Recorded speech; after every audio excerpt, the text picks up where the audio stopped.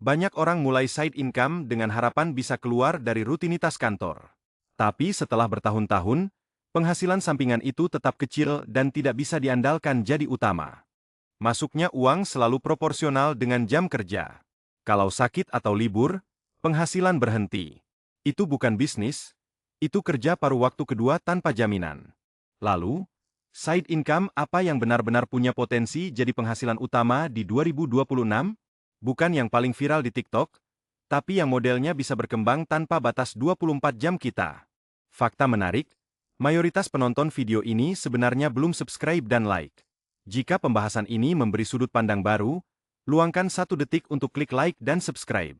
Dukungan kecilmu sangat berarti agar channel ini terus berkembang dan kami semakin semangat menyajikan insight finansial menarik selanjutnya.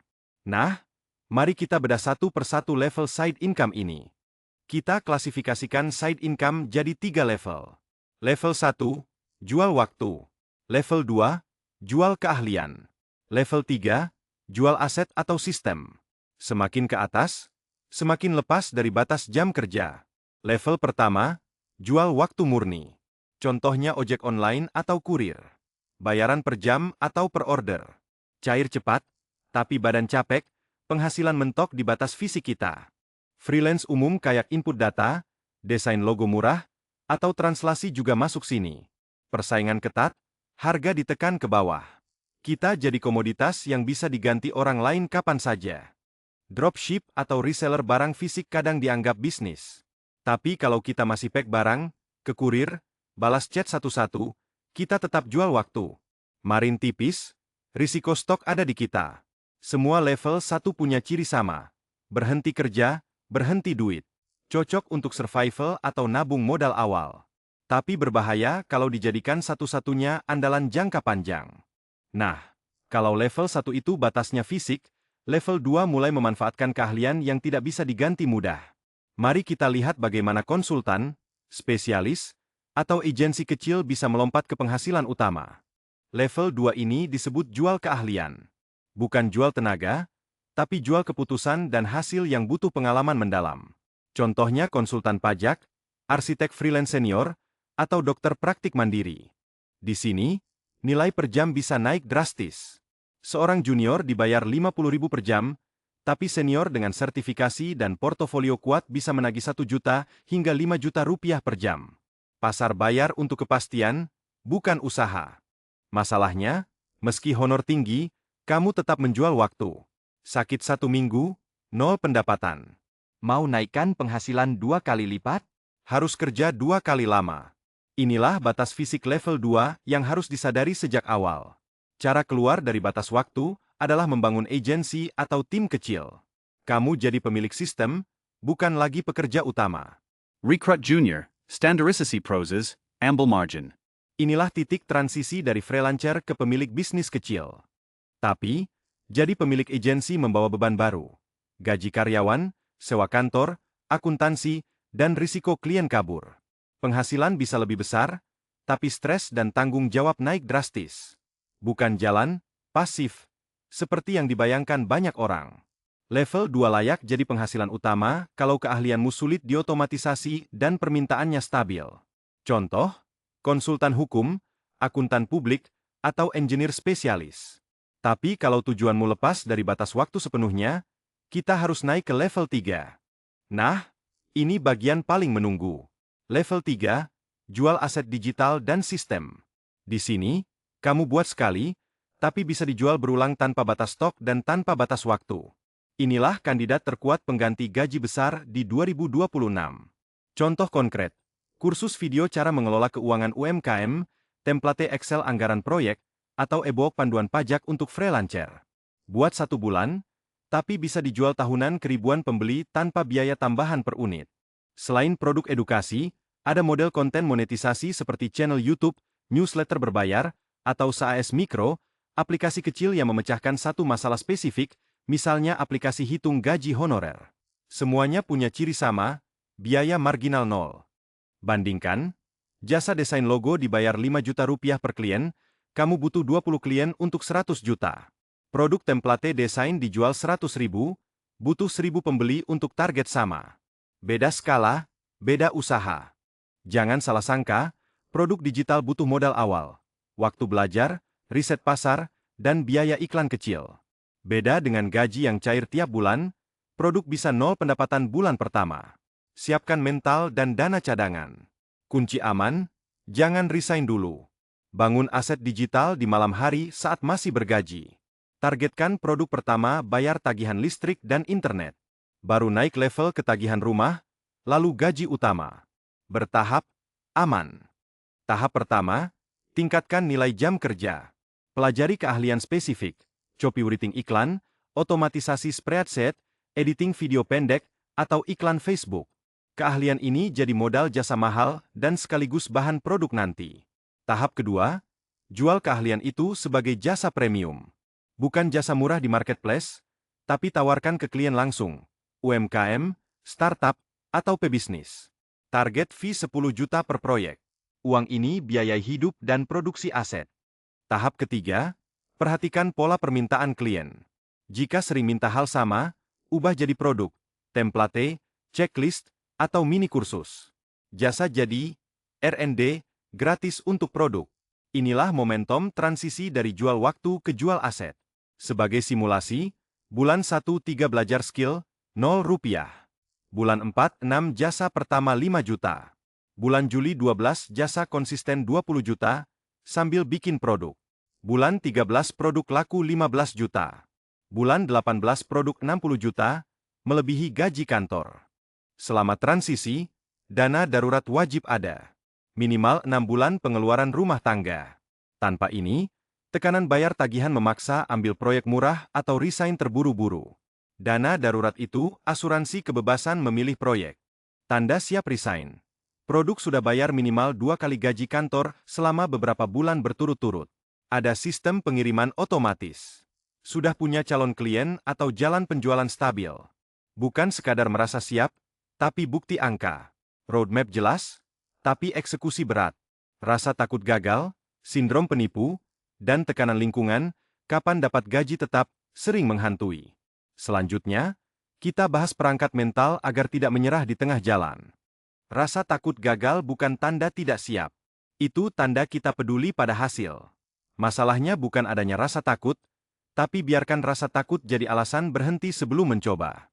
Sindrom penipu bisu saat kita melihat pencapaian sendiri. Catat setiap kemenangan kecil. Pertama dapat uang dari produk, pertama dapat testimoni positif. Itu bukti nyata, bukan kebetulan.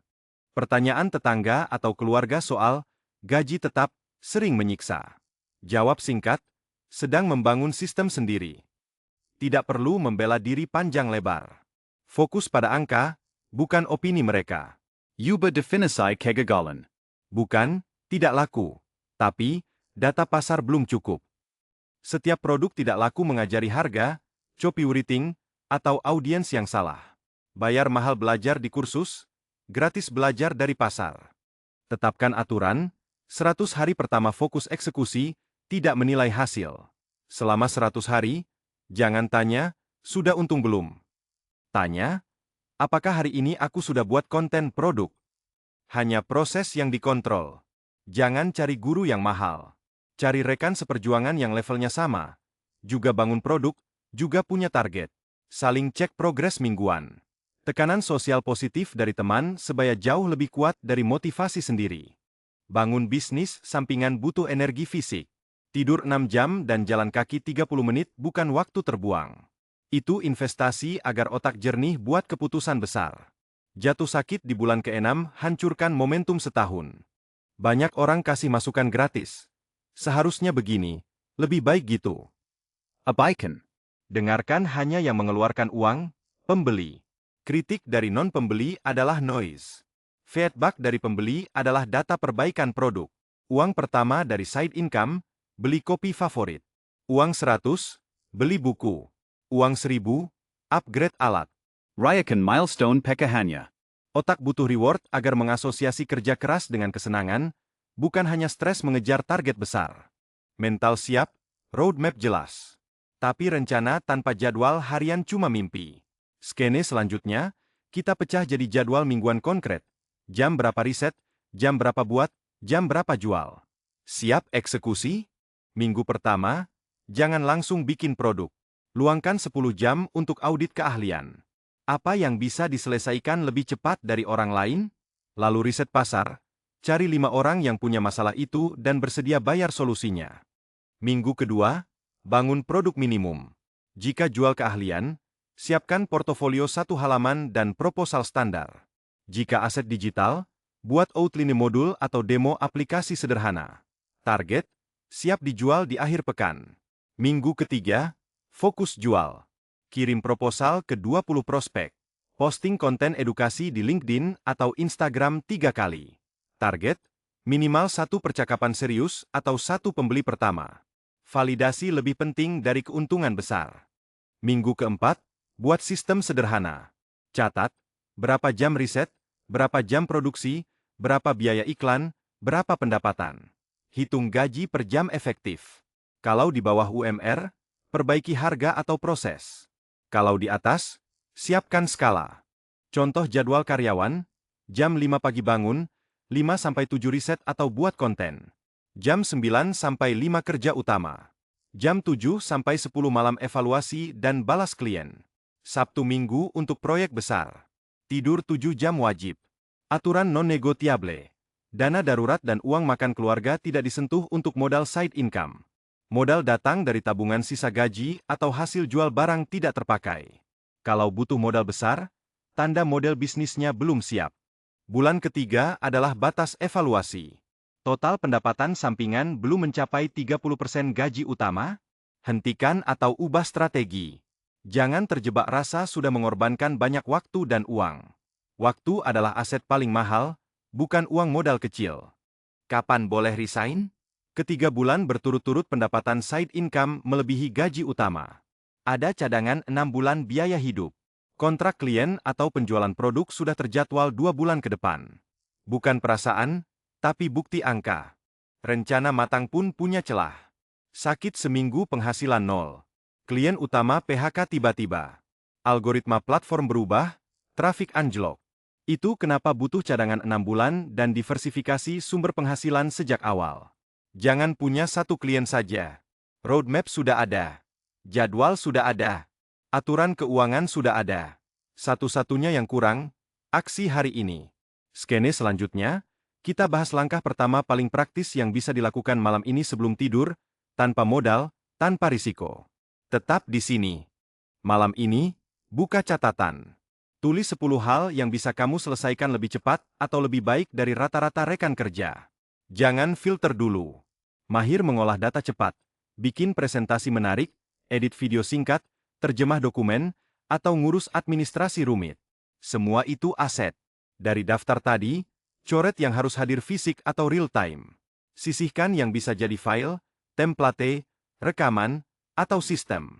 Contoh, jasa desain logo harus kerja ulang tiap klien. Tapi template desain Instagram bisa dijual berulang. Itu perbedaan jual waktu dan jual aset.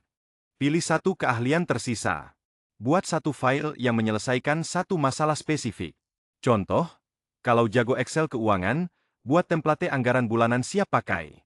Kalau jago resume, buat panduan format CV lolos ATS. Jangan bikin kursus lengkap. Cukup 1 file PDF, sheet, atau video pendek. Taruh file itu di platform jual beli digital Indonesia. Harga murah, misalnya Rp20.000 hingga Rp50.000. Tujuan bukan untung besar, tapi bukti konsep, ada orang asing yang mau bayar untuk solusi kamu. Itu validasi pasar nyata tanpa iklan berbayar. Dapat pesanan pertama? Ambil untungnya beli domain sendiri dan buat halaman jualan sederhana. Bebas biaya platform, kendali penuh data pembeli, bisa bangun email list. Modal domain dan hosting murah sekitar Rp100.000 per tahun. Ini langkah dari freelancer jadi pemilik aset. Pasang sistem kirim file otomatis saat pembayaran masuk. Bisa pakai fitur marketplace atau integrasi pembayaran lokal ke penyimpanan awan. Kamu tidur, sistem kerja. Inilah awal jual aset sesungguhnya, waktu kamu terlepas dari proses pengiriman. Skalanya mulai terbuka. Produk bagus tak laku kalau tak dikenal. Buat konten gratis singkat di media sosial. Tips 1 menit, studi kasus mini, atau cuplikan hasil template. Tujuannya bikin calon pembeli merasa, orang ini paham masalahku. Konsisten sebulan, Lihat trafik naik ke halaman jualan. Akhir bulan, cek 3 angka. Pengunjung halaman jualan, rasio beli, dan pendapatan bersih. Kalau pengunjung sedikit, perbanyak konten. Kalau rasio beli rendah, perbaiki halaman jualan atau harga. Kalau pendapatan naik, buat produk lanjutan. Data mengarahin keputusan, bukan perasaan. Suatu bulan, angka pendapatan aset digital melewati gaji kantor. Bukan kebetulan, tapi hasil sistem yang dibangun perlahan. Saat itu, pilihan ada di tangan. Lanjut ganda, atau turunkan beban kerja utama. Itu definisi kebebasan finansial versi realistis, punya opsi, bukan kaya mendadak. 5 jalur side income. 1 logika, lepas keterikatan waktu. Mulai dari audit keahlian malam ini. 1 file. 1 upload. Sistem tumbuh saat kamu tidur. Tahun depan, kamu punya aset, bukan cuma cerita. Terima kasih sudah menonton. Jangan lupa like dan subscribe untuk insight finansial realistis lain. Ini puncak pembahasan kita. Kunci utamanya bukan jenis pekerjaannya, tapi apakah model bisnisnya bisa berkembang tanpa batas jam kerja kamu. Itu jawaban pertanyaan besar di awal video. Jadi, bagaimana pindah dari level 1 ke level 3 tanpa risiko PHK? Jangan lompat langsung. Itu resep gagal. Butuh jalan tengah yang aman. Tahap pertama, bangun keahlian level 2 sambil gaji utama masih masuk. Gunakan malam dan akhir pekan untuk jadi konsultan, spesialis, atau agensi kecil. Naikkan nilai per jam kamu. Saat keahlian sudah terjual mahal, mulai tahap 2, ciptakan aset digital level 3 di sela waktu. Ubah pengalaman jadi produk. Buat template, kursus singkat, atau alat bantu. Jual saat tidur. Baru tahap 3, transisi bertahap. Kurangi jam kerja utama perlahan saat aset digital sudah memberikan aliran kas stabil. Bukan berhenti mendadak, tapi geser beban secara terencana. Sebagai simulasi, jalan cepat resign dulu baru cari side income sering berakhir stres dan hutang. Jalan aman butuh 6-12 bulan, tapi fondasi kuat. Pilih yang buat tidur nyenyak. Ringkas 5 jalur tadi. Level 1, freelance umum, gig economy, jual waktu. Level 2, konsultan, spesialis, agensi kecil, jual keahlian. Level 3, produk digital, konten moneter, SaaS mikro, jual aset sistem. Pilih level tujuanmu. 1 logika untuk semuanya, lepas keterikatan waktu. Mulai dari audit keahlian malam ini. Apa yang kamu kuasai yang orang lain butuh? 1 file. 1 upload. Sistem tumbuh saat kamu tidur. Tahun depan, kamu punya aset, bukan cuma cerita. Terima kasih sudah menonton.